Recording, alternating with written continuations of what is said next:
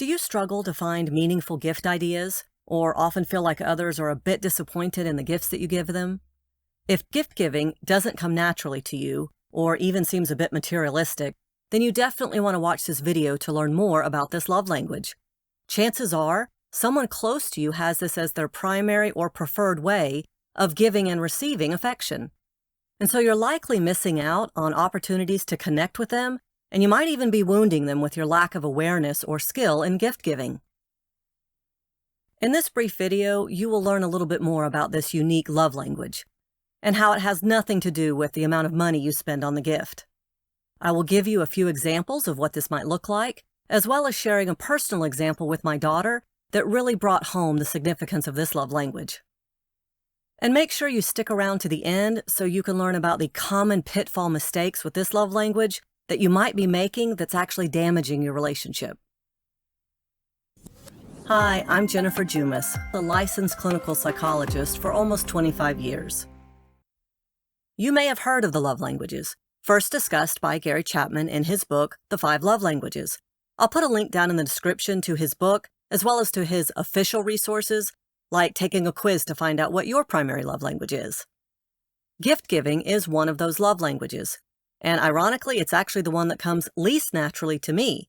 In fact, when I first started teaching people about the love languages years ago, gift giving was the one that I would always forget.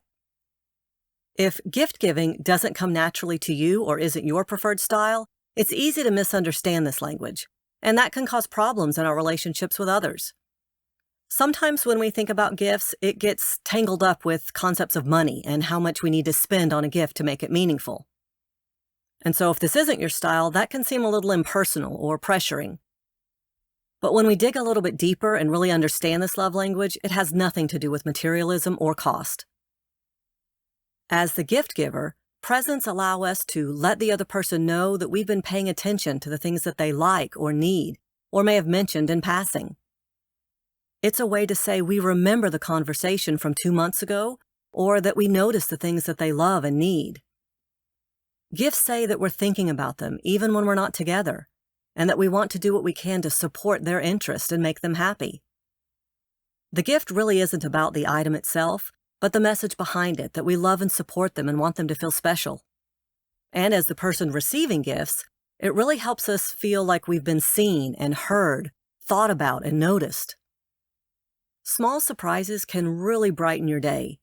The idea that someone took time to think about what we like and make us something or buy us something that suits us perfectly well really feels special. For someone with this style of love, gifts are a way of showing us that we've been considered and that our happiness is important to them. So this love language style does not have to break the bank. In fact, it can cost little to nothing. Here are a few ideas. You can buy their favorite snack for them when you're at the store without them asking. You can surprise them with their favorite smoothie or pick up a pastry. You can leave little love notes in their pockets or on their mirror for them to find later.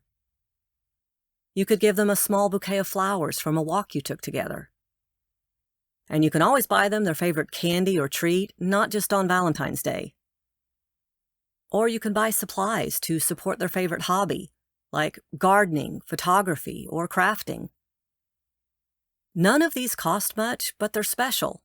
Again, the point isn't what it is that we're giving, but the thought and effort that we put behind it. There are plenty of small things that we can give to our loved ones every single day to let them know how much they matter to us. Of course, sometimes gifts can be a grand gesture, like a big trip or an expensive dinner or nice jewelry. But again, it isn't about the money that's spent, but the time and effort put into it. And again, small daily gifts can actually add up and sometimes mean more than infrequent but big gifts. It's like you're telling them, I'm thinking of you every day, not just once or twice a year on big anniversaries or big events.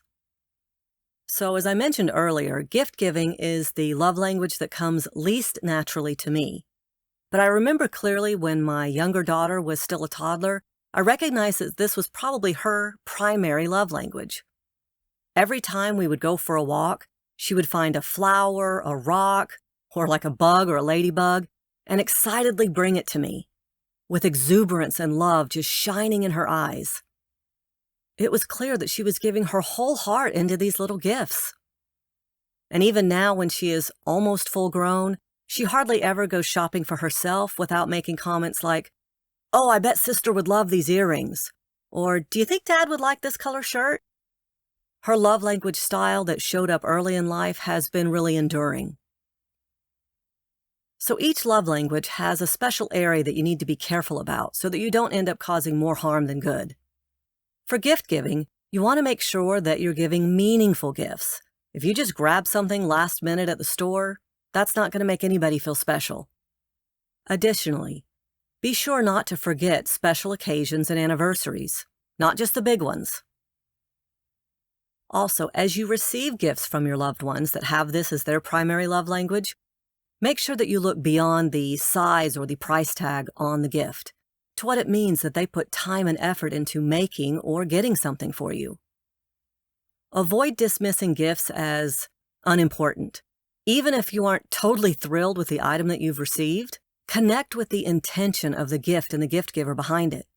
Remember that they love you and are trying to show their support to you.